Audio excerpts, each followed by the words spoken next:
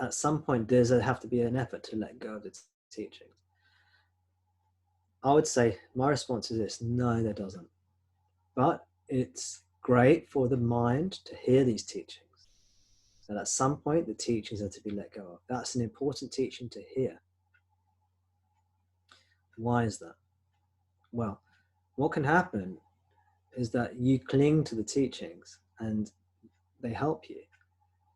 And then at some point, you find the teachings are too much. As I said, eventually the teachings start to feel, the teachings that were really helpful to you, that you thought were wonderful, start to become a burden.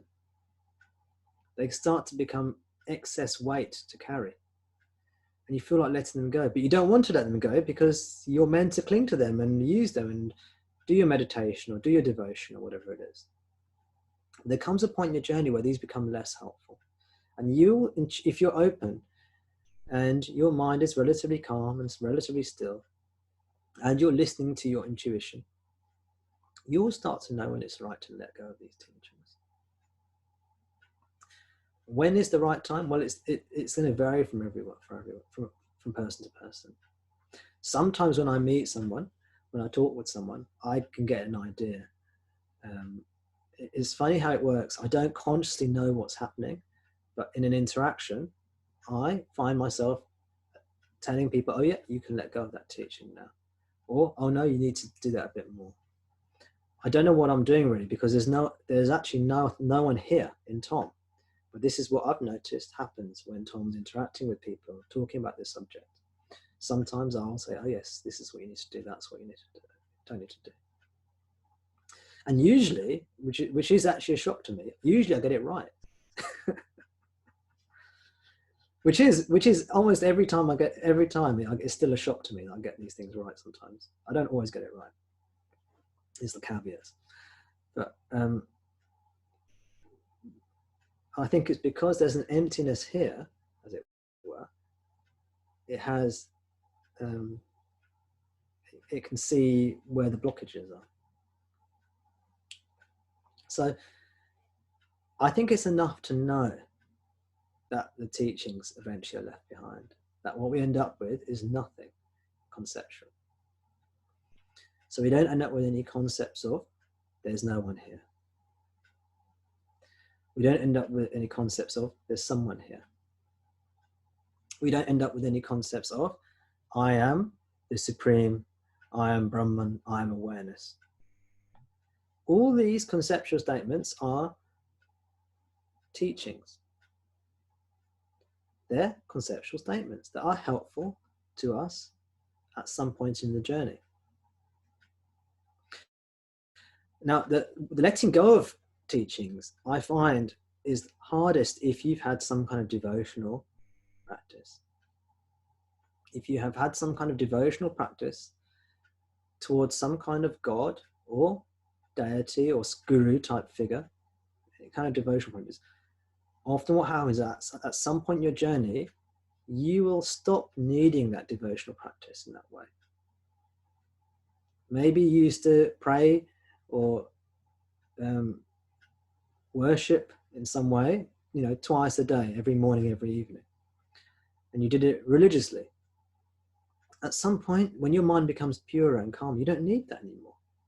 And then you might start to feel guilty. You might start to feel, whoa, gosh, should I let go of this or not?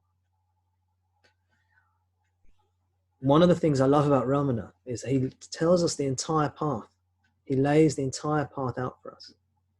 And he often says that the highest form of devotion, this is in the Vedanta teachings as well, the highest form of devotion is silence. For me, that was wonderful to hear. Because in my journey, spontaneously, without asking for it, not wanting it at all, I found myself falling in love with Ramana. And I just fell totally in love with him and started spontaneously sort of prostrating to him and devoting myself to him. But then at some points, I just left with this deep stillness and I wasn't really feeling in any way devotional towards him. I thought, gosh, is this wrong now? What am I doing? Have I lost my love for Ramana? And then Ramana was there with his teaching. He said, no, the highest form of devotion is stillness. It's actually a form of self-love. Stillness is actually a very high form of self-love, loving your true self. It's a real, if you think of it this way, it's a real investment. You're giving something to yourself. When you invest, you're giving something, you're building something, you're investing in yourself, your true self. Your silence, the stillness. You're giving yourself a great gift. But in the stillness, you're giving up all other practices. You're giving up all practices altogether. You're even giving up stillness. Stillness is not something you do. If you're doing it, it's not stillness. So stillness is not really, it can start off as a practice, like be still, but it ends up not being a practice. It ends up being a nothing. Because any movement towards stillness is not stillness. So it's spontaneously, you will start to let go of these things, Vance. But until you will also spontaneously cling to teachings. You'll seek out practices and you'll seek out teachings spontaneously, because we've got this natural spiritual homing instinct which knows what we need and tries to get it for us. So there'll be times where you feel like, I need to do devotional practice, I need to do meditation, I need to go for a run, I need to sing a song, I need to do some chanting, whatever it is. I need to talk to somebody, I need to go to satsang, I need to read some books. And you'll be doing that. And then other times you'll be like, I don't need any of that stuff. That's too much for me.